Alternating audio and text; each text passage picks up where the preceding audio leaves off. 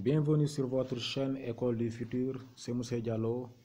Aujourd'hui, j'ai le plaisir d'aborder avec vous la correction du devoir de SVT de la classe de terminale L2, mais les élèves de terminale S peuvent également suivre parce que la régulation de la glycémie est un thème qui est traité à la fois en série S qu'en série L.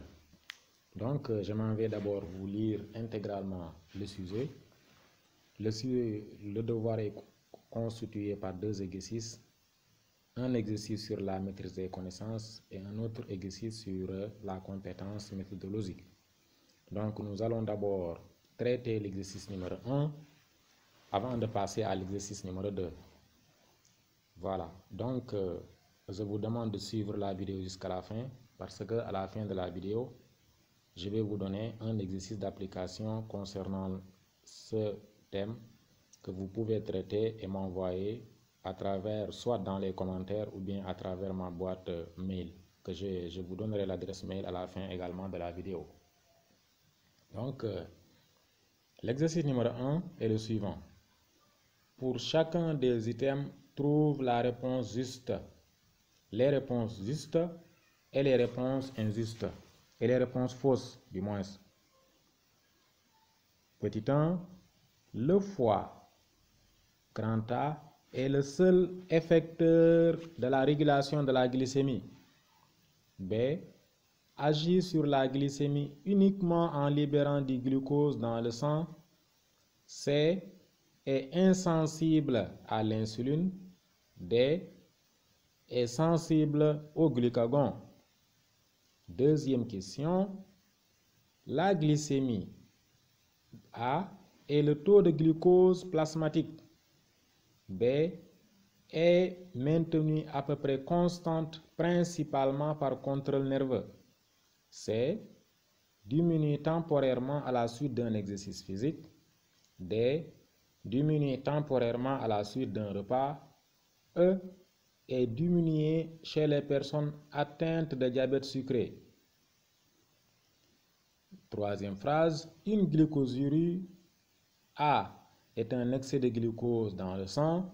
B est un déficit en glucose dans le sang. C est la présence de sang dans les urines. D est la présence de glucose dans les urines. E est la présence d'acide urique dans le sang. Voilà, nous allons procéder maintenant à la réponse aux questions.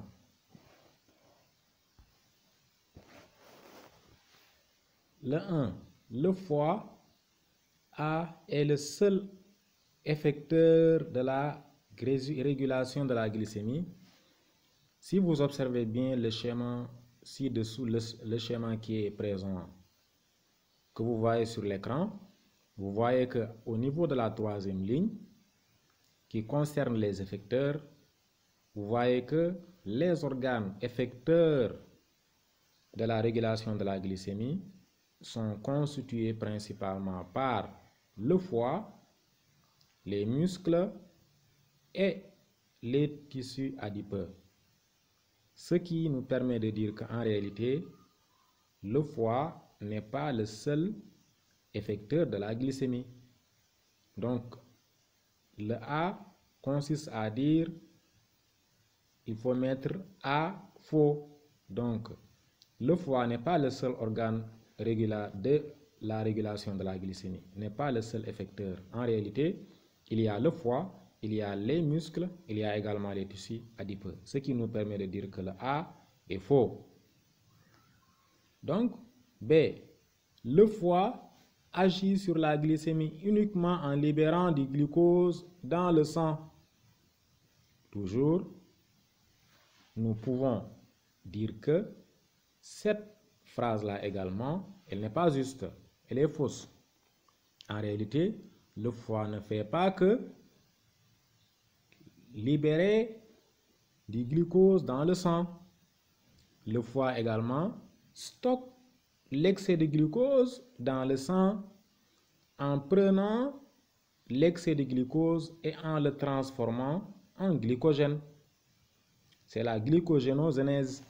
Donc, c'est lorsque il y a un excès de glucose dans le sang, lorsque ce sang-là arrivera au niveau du foie, le foie va prendre l'excès de glucose et il va le transformer en glycogène et il va réserver jusqu'à ce que l'organisme se retrouve dans les conditions où le glucose est déficitaire. Ce sera ce glycogène-là qui va être transformé en glucose et déversé dans le sang pour que l'organisme puisse avoir à sa disposition le taux de glucose de 1 gramme par litre à sa disposition. Ce qui nous permet de dire également que cette phrase-là aussi, elle est fausse. Cette phrase-là n'est pas la bonne, elle est fausse.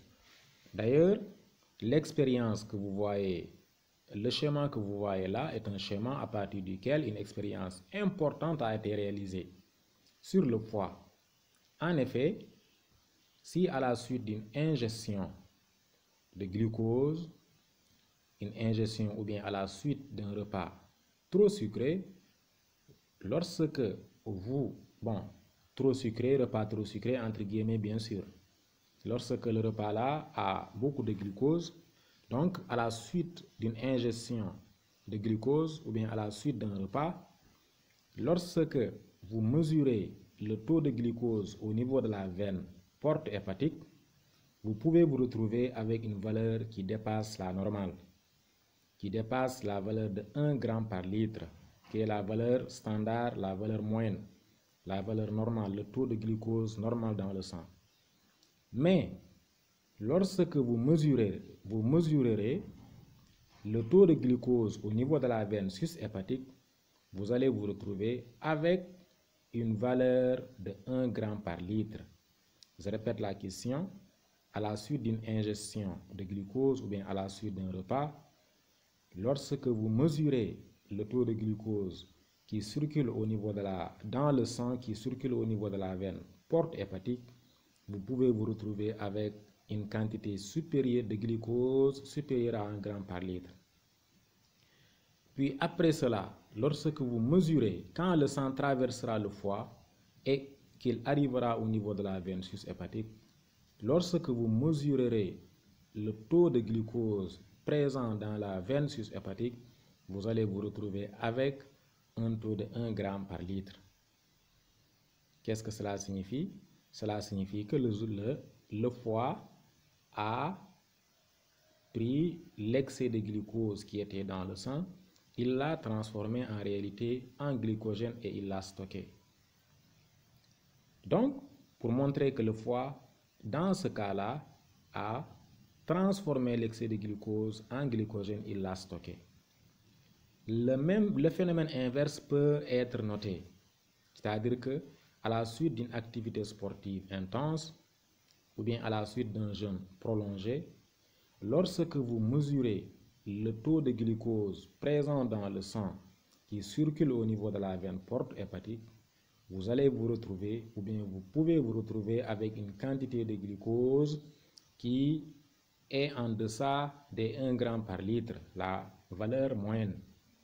Si ce sang-là traverse le foie et arrive au niveau de la veine sus-hépatique, en mesurant le taux de glucose dans ce sang-là, vous allez vous retrouver avec la valeur de 1 gramme par litre. Or, vous aviez une valeur de 0, à peu près 7 ou 8 grammes. Lorsque ce sang-là traverse le foie et arrive au niveau de la veine sus-hépatique, vous allez vous retrouver avec la valeur normale. Qu'est-ce que cela signifie? Cela signifie que le foie également a joué le rôle de régulateur. Mais cette fois-ci, qu'est-ce que le foie a fait? Le foie a transformé la réserve en glycogène en glucose, ce qui s'est ajouté à la valeur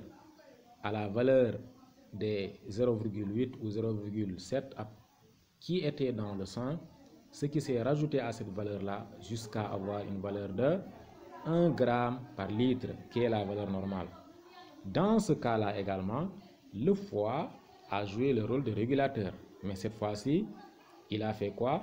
il a transformé l'excès de glycogène, c'est la glycogénolyse.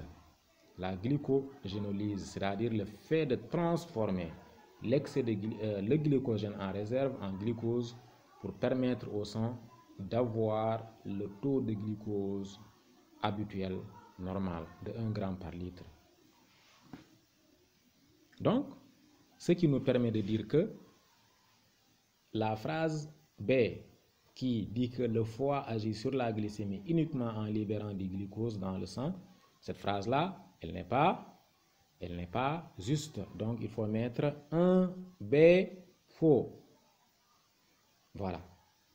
C, on dit le foie est insensible à l'insuline. Le foie est insensible à l'insuline. Donc, cette phrase-là aussi, si vous observez le schéma de la régulation, vous allez voir que le foie est sensible à l'insuline parce que, en effet, aussi bien l'insuline que le glucagon que vous voyez là-bas, c'est des hormones qui ont des cibles. Et parmi leurs cibles, il y a le foie. Donc, le foie est une des cibles de l'insuline. Donc, on va dire que le foie est sensible à l'insuline, comme vous le voyez ici, au niveau de ce schéma-là. Tous les organes effecteurs que vous voyez là sont sensibles à l'insuline et au glucagon. Ce qui permet de dire que 1C est une phrase fausse. Donc, C est faux, car la réponse, le foie est sensible à l'insuline. Le D, regardez bien le glucagon, il agit sur les effecteurs. Le foie, les muscles adipeux, les muscles et les tissus adipeux. Donc, la phrase D est une phrase vraie. Pour récapituler, vous avez A, faux, B, faux, C, faux, D, vrai. Voilà. On va passer à la deuxième phrase. A. La glycémie A est le taux de glucose plasmatique. Ça, c'est la définition même. Donc, A, vrai. La glycémie est maintenue à peu près constante principalement par contrôle nerveux. Donc, ici, ce qui dérange, c'est le mot, c'est l'adverbe principalement. Ici, le système nerveux ou bien le contrôle nerveux ne joue qu'un rôle secondaire. Comme vous le voyez toujours dans ce schéma de la régulation, vous voyez que ce qui agit ici principalement, c'est le glucagon ou bien l'insuline. Même s'il y a d'autres hormones telles que l'adrénaline, etc., qui vont agir, le cortisol, etc., l'hormone de croissance, tout ça là, c'est des hormones. Donc, c'est elles qui agissent principalement dans la régulation de la glycémie. Ce qui nous permet de dire que le 2B est une phrase fausse. Donc, vous allez mettre 2B faux. Troisième phrase, là, c'est la glycémie diminue temporairement à la suite d'un exercice physique. Ça, la phrase là, elle est juste. Quatrième phrase, la glycémie diminue temporairement à la suite d'un repas. Là, cette phrase-là, elle est fausse. En effet, si vous observez bien ce schéma qui est là, qui montre les variations de la glycémie, vous voyez que la glycémie a tendance à augmenter à chaque fois que vous consommez à la suite du petit déjeuner, du déjeuner et du dîner. À la suite de tous ces événements-là, la glycémie a tendance à augmenter. Cette augmentation d'ailleurs est beaucoup plus marquée lorsque vous prenez votre petit déjeuner. D'où l'importance d'ailleurs de prendre à la suite du réveil, s'il est possible de prendre le petit déjeuner, il faut le faire. Donc vous voyez que à chaque fois que vous mangez, cela a une conséquence sur l'élévation du taux de glucose, c'est-à-dire l'élévation de la glycémie. Donc regardez la phrase qui dit que D diminue temporairement à la suite d'un repas, ça c'est faux. car la glycémie, comme vous le voyez sur ce schéma-là, la glycémie augmente temporairement à la suite d'un repas, pas diminue mais augmente. Donc 2D faux. 2E, la glycémie est diminuée chez les personnes atteintes de diabète sucré. Ça aussi c'est faux. Pour les individus atteints d'un diabète sucré, leur taux de glycémie est toujours en permanence supérieur à la valeur normale de 1 g par litre. Nous allons passer maintenant à la troisième phrase. Une glycosurie est un excès de glucose dans le sang. Faux. Une glycosurie est un déficit en glucose dans le sang. Faux. Une glycosurie est la présence de sang dans les urines. Faux. Une glycosurie est la présence de glucose dans les urines. C'est ça la vraie phrase. Parce que le taux normal de la glycémie dans le sang est de 1 g par litre. Les variations normales se situent sur l'intervalle 0,8 g, 1,2 g. Mais lorsque le glucose devient très important, jusqu'à avoisiner les 1,8 g par litre environ, il est possible de retrouver du glucose dans les urines. Dans ce cas-là, on va parler de glycosurie, parce que le glucose est tellement excessif dans la quantité dans le sang qu'il s'est retrouvé lors de la fabrication des urines, qu'il a pu se retrouver dans les urines, ce qui est anormal, parce que le glucose est une composante anormale des urines. On retrouve le glucose dans le sang lorsque le taux de glucose est de 1,8 g par litre. Donc, ici la bonne phrase c'est une glycosurie est la présence de glucose dans les urines, c'est ça la bonne phrase. Ça c'est vrai. Une glycosurie est la présence